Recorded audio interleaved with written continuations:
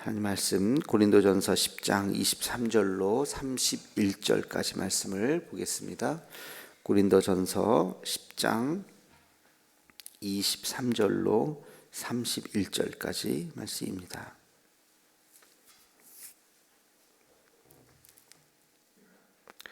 다 찾으셨으면 함께 같이 읽겠습니다.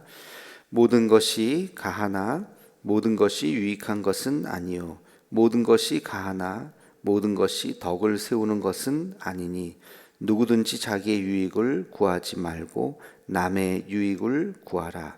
무릇 시장에서 파는 것은 양심을 위하여 묻지 말고 먹으라. 이는 땅과 거기 충만한 것이 주의 것임이라.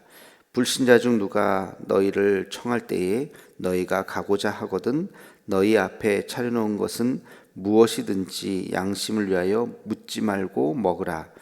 누가 너희에게 이것이 재물이라 말하거든 알게 한 자와 그 양심을 위하여 먹지 말라.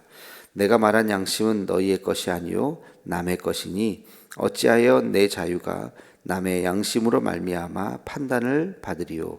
만일 내가 감사함으로 참여하면 어찌하여 내가 감사하는 것에 대하여 비방을 받으리요.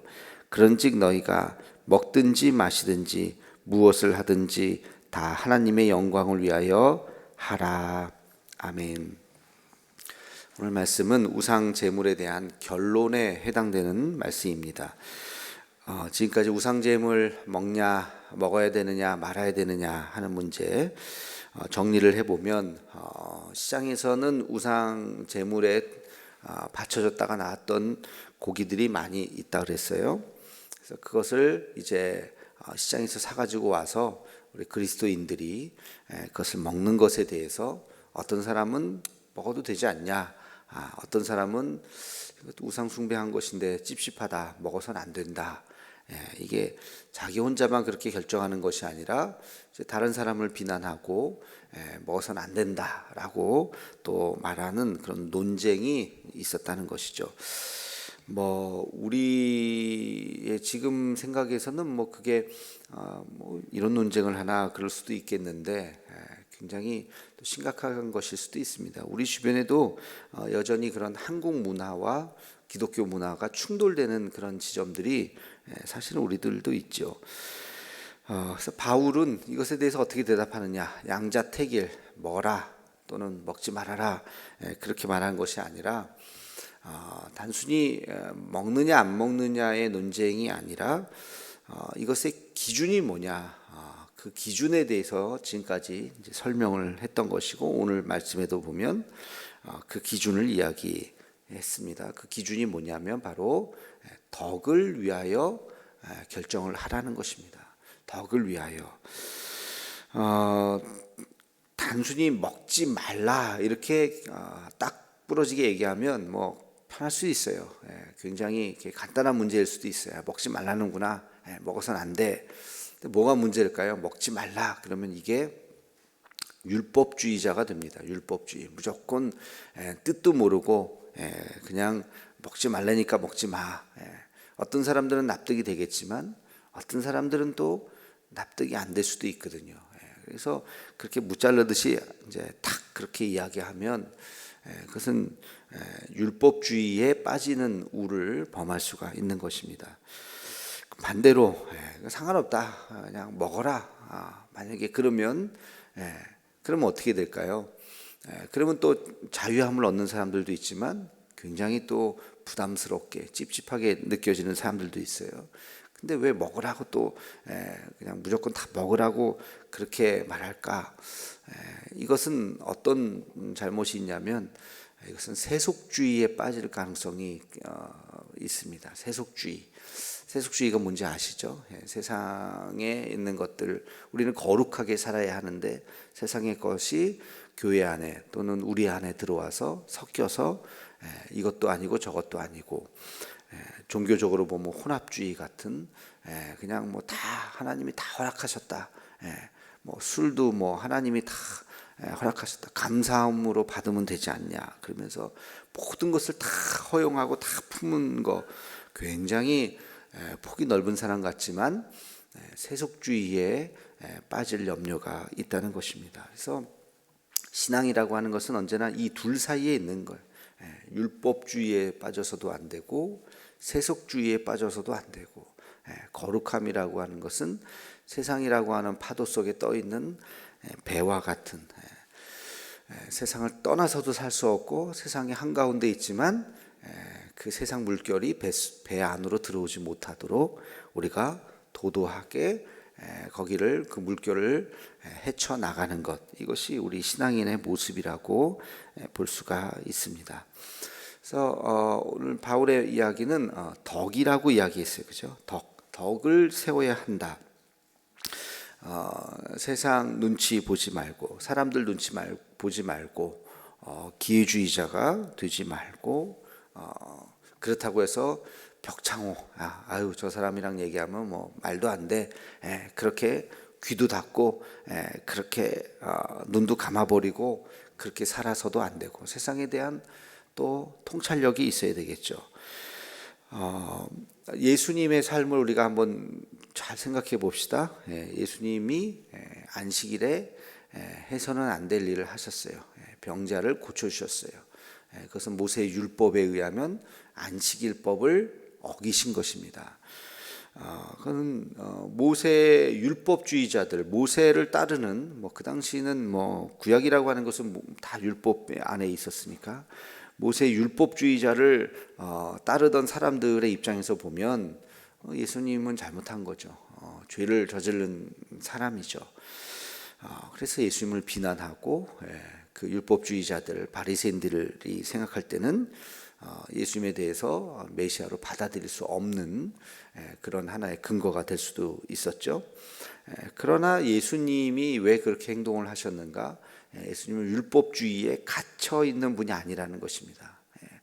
율법을 존중하지만, 모세 율법을 따르지만, 그 문자적인 율법을 따르는 것은 의미가 없고, 정말 더 큰 하나님의 나라를 추구하면서, 더 큰 그 율법의 의미가 무엇인지를 추구하면서 더 큰 율법을 따른 것이죠. 더 큰 율법은 뭐예요? 하나님께서 율법을 모세에게 주신 이유가 사랑이죠, 사랑. 그래서 그 사랑의 율법. 그래서 환자를 그 안식일 날 만났을 때 그를 고쳐주는 것이, 그것이 하나님의 더 큰 사랑이요 하나님의 본래의 의미다라고 하는 것을 예수님은 실현하셨던 것이죠. 그래서 율법을 뛰어넘었다, 율법을 넘어선 분. 그러나 바리새인들 눈에서 볼 때는 율법을 어긴 사람이라고 이제 보게 된 것이죠. 그래서 사랑이라고 하는 법. 그래서 예수님께서 율법주의자가 구약의 큰 율법이 무엇입니까? 가장 큰 율법이 무엇입니까? 그랬을 때 사랑하라. 내 이웃을 내 몸과 같이, 하나님을 사랑하고 이웃을 사랑하라. 사랑의 율법이 모든 것의 완성이라고 말씀을 하셨던 것입니다. 그래서 바울의 결론도 똑같은 거예요. 바울의 결론도 먹어야 돼요, 말아야 돼요. 사람이 호의를 베풀어서 드세요 그러면 묻지 말고 먹어라. 이거 우상에 바쳐진 거예요? 그럼 나 안 먹어요. 이런 걸 갖다 내요. 그럼 그 사람과의 관계가 깨어지는 거잖아요. 그러니까 묻지 말고 먹고, 어떤 사람이 그거 우상 제물인데 그러면 그래요? 그럼 저는 안 먹겠습니다. 상관없어요 하고 먹으면 이 사람이 또 시험 들잖아요. 믿음이 약한 사람이 또 시험 드니까 그러면 저는 안 먹겠습니다 하고 먹지 마라. 우리는 먹을 자유도 먹지 않을 자유도, 우리는 더 큰 하나님의 법을 가진 사람들이기 때문에 그런 작은 율법에 갇혀 있는 그런 율법주의자가 되지 말라는 것이 바울의 결론입니다. 그러면서 바울의 이 결론을 한 문장으로 멋지게 만들었죠. 그게 31절이죠. 우리 함께 같이 31절 말씀을 읽겠습니다. 시작. 그런즉 너희가 먹든지 마시든지 무엇을 하든지 다 하나님의 영광을 위하여 하라. 아멘. 이게 지금까지 계속 얘기했었던 모든 것의 결론이에요. 먹든지 마시든지 무엇을 하든지 뭘 해도 돼요. 우리에겐 자유가 있다니까요. 뭘 해도 되는데 그 자유가 한 가지, 하나님의 영광을 위한 자유가 되어야지, 그 자유가 하나님의 영광을 가리면 안 된다는 거예요. 남의 돈을 훔칠 수 있는 자유도 있을 수도 있겠어요. 그러나 그거는 범죄죠. 그렇게 되면 하나님의 영광을 가리잖아요. 그죠? 그럼 그건 해서는 안 된다는 거예요. 그러니까 뭘 할 수 있는 자유가 우리에게 있지만 그 자유로 하나님께 영광을 돌려야 된다는 것입니다. 그게 하나님의 영광을 가리게 되면, 그리스도인들이 세상에 비난을 받게 되면, 그러면 안 된다 하는 것입니다. 여러분, 오늘 이 말씀을 꼭 기억하면 좋겠습니다. 율법적이지 않아야 하면서 또 동시에 세속적이지 않는 것, 모든 것이 가하나 모든 것이 덕을 세우는 것이 아니다. 내가 다 할 수 있지만 그러나 또 절제해야 되는 것이고, 바울은 또 내가 모든 사람에게 자유인이나 그러나 또 종이 되겠다 하는 이 역설이잖아요. 자유인이지만 동시에 나는 종이 되겠다 하는 것이 이게 신앙의 역설. 율법을 뛰어넘지만 모든 것을 할 수 있지만 그러나 내가 하지 않겠다라고 하는, 세상에 물들지 않겠다 하는 이 두 가지. 그래서 우리는 율법주의에도 빠져서는 안 되고, 우리의 신앙이, 여러분의 신앙이 율법주의에도 빠져서는 안 되고, 또 세속에도 빠지면 안 된다. 우리 이렇게 새벽 예배 나오셨는데, 새벽 예배 나오시면서 우리의 마음도 마찬가지예요. 율법주의에 빠지면 새벽 예배 나오지 않는 사람은 믿음이 없다고 생각하기가 쉬워요. 열심히 새벽에도 나오지도 않고 말이야. 그러면서 자기는 늘 새벽 예배를 나오는 사람이라고 하는 어떤 자부심을 넘어서 교만함이 생길 수 있죠.